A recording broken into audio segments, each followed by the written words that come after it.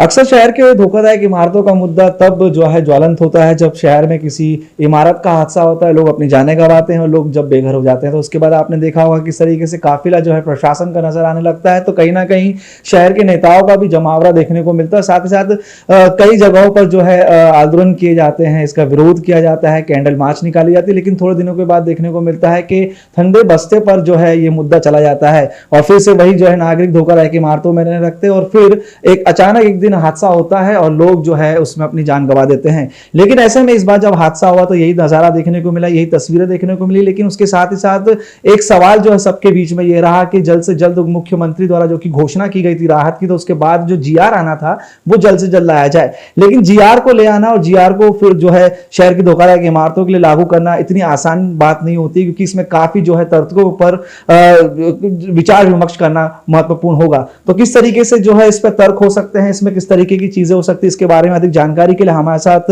Kaur madam जी मौजूद हैं। राष्ट्रवादी party से हैं ये और राज्य स्तर पे जो है सदस्य हैं। तो जानने की कोशिश करते हैं कि शहर के इतने ज्वलंत मुद्दे के लिए ये किस तरीके से जो है गौर रखते हैं। सबसे पहली बात तो ये कि जीआर जो है हर जगह पे सुनाई दे रहा है। ये जीआर लोगों को लग रहा है कि आसानी से आ जाएगा और उसे लागू कर दिया जाएगा। और कई बार ये भी देखने को मिलता है कि शहर में वोट बैंक के लिए जो है किसी ना किसी तरीके की इस तरीके के निर्णय लिए जाते हैं जिसकी वजह से खामियाजा जो है भविष्य में भुगतना पड़ता है। तो इस जीआर को आप किस तरीके से देखते हैं? और वहीं धोखादायक इमारतों का जो कि मुद्दा है, जब हादसे होते हैं तभी जो है विचलित किया जाता है, उसके बाद ठंडे बस्ते में जाता है, एक बार फिर से वही होते हुए नजर आ रहा है।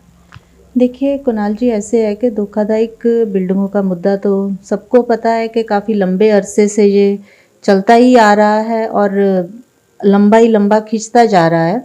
लेकिन अभी हमें जो रिसेंटली रिज़ल्ट मिल रहा है, मैं अभी थोड़ी देर पहले ही सोशल मीडिया पे देख रही थी अपने आमदार साहब की भी वाइट, कि उनके अकॉर्डिंगली बोला गया है कि ज़्यादा से ज़्यादा 2 दिन या 1 हफ्ते में ये जीआर आ जाएगा। और ये सुन के शायद जो धोखादायक बिल्डिंगों के शिकार हुए लोग हैं उनके काफ़ी मन में कुछ उत्साह होगा। देखो उसमें ऐसे है कि जो जान की हम नुकसान जा चुके हैं, जो अपनों को लोग गवा चुके हैं, उनको तो वापस वो नहीं ला सकते। लेकिन हम इतना प्रण और इतना दृढ़ संकल्प ले सकते हैं कि आगे से ऐसी घटनाएं नहीं हो। तो वो सोच के एक जीआर आने की जो खबर है वो सबके बीच में एक दोबारा से उत्साह ज़रूर पैदा कर रही है। पर इसमें पहले तो 2 दिन 4 दिन या 1 हफ्ते का टाइम बोला जा रहा है, पर फिर भी हम सब लोग ये जानते हैं कि ये सरकारी काम है। मे बी 2-4 दिन या 1 हफ्ता या उससे बाद, क्योंकि वो स्टेप बाय स्टेप बहुत सारे प्रोसीजर होते हैं, तो जो हमें उनके थ्रू सबको गुजरना ही पड़ता है वो सरकारी नियमों के हिसाब से। तो उसमें और भी डिले हो सकती है, लेकिन अगर आमदार साहब के कहने के मुताबिक 1 हफ्ते में आता है तो बहुत अच्छी बात होगी। लेकिन जीआर आने के बाद क्या, जीआर किस स्तर पे आ रहा है, क्योंकि वो 855 से तो अभी वो बिल्डिंगों की जो गिनती है वो ज़्यादा हो चुकी है, तो उस पर विचार विमर्श करना भी बहुत ज़रूरी है। और जीआर आने के बाद किस प्रोसेस के ज़रिए वो रीडेवलपमेंट में डाली जाएंगी उस पर विचार करना बहुत ज़रूरी है। तो ये एक शुरुआत होगी जीआर आने के बाद, तो उससे जुड़ी ये जो सब बातें हैं उनको भी सब हमें अपने विचार में रख के उन पे भी डिस्कस करना, उन पे भी चर्चा करनी पड़ेगी और तभी हम जनता को रिजल्ट दे पाएंगे। देखो ये भी मिलता है कि कहीं ना कहीं जनता भी गलतियां करती है। जिस तरीके से जो कि सस्ते में जो है फ्लैट खरीद लेती, कहीं ना कहीं बिल्डर की जो कि गलतियां होती है उसमें वो भी हिस्सेदार बन जाती है। तो इसके लिए क्या कहना चाहेंगे जनता से? देखिए मैं जनता से यही कहना चाहूँगी कि कभी कभी हम एज ए ह्यूमन बीइंग, इंसान है हम, 4 पैसा बचाने के चक्कर में हम पूरी इंक्वायरी नहीं करते हैं फ्लैट लेने से पहले। तो मेरी आपके चैनल के माध्यम से जनता से ये अपील रहेगी कि कम से कम बिल्डर की रेपुटेशन देखी जाए। तो खास करके रेपुटेशन के साथ साथ टाइटल क्लियर है कि नहीं क्लियर है वो ज़रूर देखें, क्योंकि 4 पैसे सस्ता देखने के चक्कर में हम नहीं चाहेंगे कि आप अपने परिवार की अपने की जान जो है आप खतरे में डालें। तो प्लीज़ इन बातों का भी ध्यान दें, क्योंकि हम खुद पहले अगर अवेयर होंगे तभी हम दूसरों को अवेयर कर पाएंगे। मैम, जिस तरीके से देखने को मिला जब ये इमारतें बन रही थी तो उस समय भी जो है जो प्रशासन थी उसमें मिली भगत थी, जिसका नतीजा ये है कि अधिकारियों का आज जो है भुगतान शहर के नागरिकों को भुगतना पड़ रहा है। तो जो जीआर आएगा, जिस तरीके से संख्याएं भी बढ़ चुकी है इमारतों की, रहवासियों की भी, तो इन्हें ट्रांजिट करना, इन्हें बनाना, इन्हें पूरी तरीके से जो है तैयार करना और कहीं ना कहीं फिर उन चीज़ों को रोकना कि जो प्रशासन ने पहले गलतियां की थी, भ्रष्टाचार के अब भी आरोप लगातार अधिकारियों पे आ रहे हैं, तो इसको किस तरीके से देखते हैं, इसके लिए क्या किया जा सकता है? नहीं, आपकी बात एकदम बराबर है।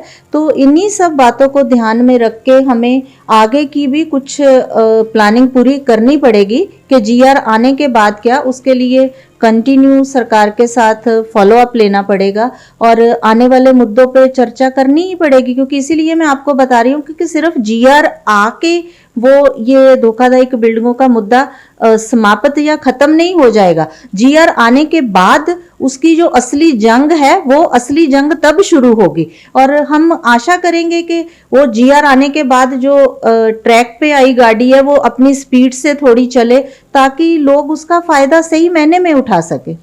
कहीं ना कहीं जो इमारतों में लोग आज भी रह रहे हैं, प्रशासन जो है नोटिस का हवाला देके अपना जो है पल्ला कहीं ना कहीं झाड़ देता है। लेकिन गौर करने की बात यह है कि डेवलपमेंट का जो रेट डिसाइड किया गया है, आज की परिस्थिति को देखें या फिर आने वाले भविष्य में देखेंगे कि जिस तरीके से निर्माण किया जाएगा, तो लोगों के पास पैसे ही नहीं है, आर्थिक परेशानी से जूझ रहे हैं, इसके लिए वो धोखाधड़ी इमारतों में है। जिनके पास उन्होंने पराया कर लिया, लेकिन जिनके खुद के घर थे आज वो खुद रेंट पे रहने लगे हैं। तो इन चीज़ों के ऊपर किस तरीके से जो है गौर करना चाहिए प्रशासन को? देखिए, प्रशासन की बात ऐसे है कि हम धोखाधड़ी बिल्डिंगों के मुद्दे में बहुत बार देख चुके हैं कि प्रशासन अपना नोटिस देख के अपनी जिम्मेदारी से फ्री हो जाता है। जो अभी पिछले दिन ही घटना घटी है, उधर हमें कैंडल मार्च के दौरान लोगों ने बोला कि वो हाउस टैक्स अभी तक भर रहे हैं। तो सिर्फ नोटिस दे के प्रशासन अपनी जिम्मेदारियों से मुक्त नहीं हो सकता है, क्योंकि उसको ये भी सुनिश्चित करना बहुत ज़रूरी है कि उस घर का लाइट पानी सब कट हुआ है या नहीं हुआ है। और उसके बाद भी एक सर्वे करना चाहिए कि भाई लोग उधर रह तो नहीं रहे हैं। तो ये सब तो प्रशासन की जिम्मेदारियां बनती ही है, तो इस पे उसको प्रशासन को ध्यान देना चाहिए। आखिरी सवाल, राष्ट्रवादी कांग्रेस पार्टी की भूमिका यदि बात करें तो हाल ही में जो कि महाराष्ट्र में बड़ा फेरबदल हुआ, शिवसेना इकलौती थी जिसमें कोई भी गठ नजर नहीं आता था, वहां पर जो है शिंदे गठ नजर आने लगा है। शहर की यदि बात करें इतिहास की, तो शहर में राष्ट्रवादी की शुरू से ही दो जो है तस्वीरें नजर आने लगी थी। तो राष्ट्रवादी कहीं ना कहीं बटी हुई है, शिवसेना से एक आसरा था, बीजेपी से एक आसरा था, लेकिन कहीं ना कहीं पार्टियां अब जो है टूटती हुई जा रही है। तो इनको जो है भविष्य में बिल्डिंगों के निर्माण के लिए किस तरीके से देखा जाएगा? वहीं राष्ट्रवादी पार्टी की यदि बात करें तो बड़े बड़े हादसे हुए, कहीं पे भी जो है पदाधिकारी ज्यादा नजर नहीं आए। आप हाल ही में जो है कैंडल मार्च में नजर आए और जो है परिस्थितियों का जायजा भी लिया, लेकिन इसके पहले जो है इस तरीके की भूमिका जो है राष्ट्रवादी की नजर नहीं आई। तो आपसी जंग में शहर के नागरिकों को भुगतान या फिर भविष्य में एक होकर नजर आएंगे? नहीं, ऐसी बात नहीं है। अगर धोखाधड़ी बिल्डिंगों के मुद्दे की बात करें तो राष्ट्रवादी का तो 2005 से ही योगदान है, जब आदरणीय पवार साहब ने खुद ये धोखाधड़ी की इमारतों के विषय पे उल्लासनगर के लिए, समझ लो मैं तो बोलूँगी कि उसको उल्लासनगर को उजड़ने से बचाया था। तो ये बात से हम नहीं सहमत हैं कि राष्ट्रवादी कांग्रेस पक्ष की धोखाधड़ी की बिल्डिंगों के मुद्दे में कोई भूमिका नहीं रही है। रही हम आज की बात करें तो हर पक्ष में दो गठ होते हैं, ये मैं हमेशा बोलती हूँ। तो इसका जो फैसला होता है, इसका जो निर्णय होता है, इसके ऊपर दोनों पक्षों का या गुटों का जो सर्वे करना होता है वो पक्ष के वरिष्ठ नेताओं पे डिपेंड करता है। ये सवाल जो है मैंने पंचम कालानी जी से किया था कि जिस समय में निर्माण कार्य किया रहा था उस समय पप्पू कालानी जी जो है विधायक थे, शहर में अवैध निर्माण कार्य हो रहा था, तो उन्होंने कहा था कि वो जेल में थे और उसके बाद जो है जो प्रशासन बॉडी होती है मनपा की बॉडी वो वर्किंग पे थी, तो कहीं ना कहीं उनकी जिम्मेदारी थी। तो किस तरीके से देखते हैं वो राष्ट्रवादी के जो है पदाधिकारी हैं वो उस तरीके का स्टेटमेंट, इसको हम क्या समझें? देखिए, अगर हमारे आमदार तभी के जेल में थे, लेकिन फिर भी मैं समझती हूँ कि पावर तो आमदार की ही होती है, कामों पे तो उसी का कंट्रोल होता है। तो अगर जेल में रह के हम चुनाव जीत सकते हैं तो जेल में रह के हम अपने जितने शहर के कार्य हैं उन पे नियंत्रण भी रख सकते हैं। ये मेरा ऐसा व्यक्तिगत मत है, तो इसमें मैं इस बात से मैं सहमत नहीं हूँ।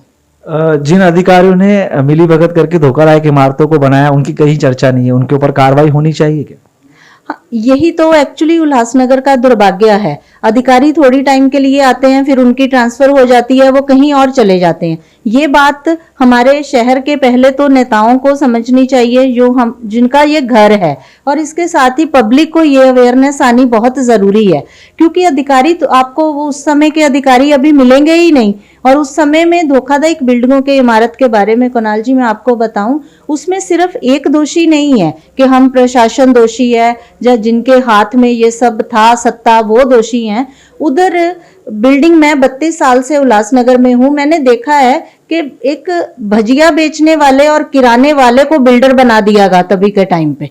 10-10 दिन में स्लैब डाले गए हैं जो 25 दिन में डाले जाएं। तो क्या बात कर रहे हैं ये लोग? ये तो किसी भी तरह से पूरी तरह नकारने वाली बात है। तो ऐसा सिलसिला अगर उल्लासनगर में रहेगा तो उल्लासनगर का यही हाल होता रहेगा। ये अभी जनता में अवेयरनेस आनी चाहिए। हमें खुशी है कि अभी जनता में धीरे धीरे अवेयरनेस आ रही है, जिसका फर्क उल्लासनगर में दिखेगा। हमसे बातचीत करने के लिए बहुत बहुत धन्यवाद। तो आपकी बात से जो एक यहाँ पे नतीजा सामने आता है कि शहर की जनता के सामने वो आईना है जिसमें अगर वो देखते हैं तो पारदर्शिता ठीक से नजर नहीं आती। अब देखना यह है कि जीआर की जिस तरीके से बात की जा रही है और जिस तरीके से कहा जा रहा है कि जल्द से जल्द निर्णय आएगा, तो उसके बाद जो चुनौती होगी उसको शहर के नेता किस तरीके से जो है झेल पाएंगे या फिर उसे जो है फेस कर पाएंगे। और सबसे ज्यादा गौर करने वाली बात है कि जो प्रशासनिक अधिकारियों ने पहले गलतियां की थी, क्या उन गलतियों के ऊपर प्रशासन इधर इस बार जो है सुधार कर पाएगा या फिर आने वाले भविष्य में शहर का ये मुद्दा सिर्फ मुद्दा रह जाएगा और चर्चों में नेता नजर आएंगे।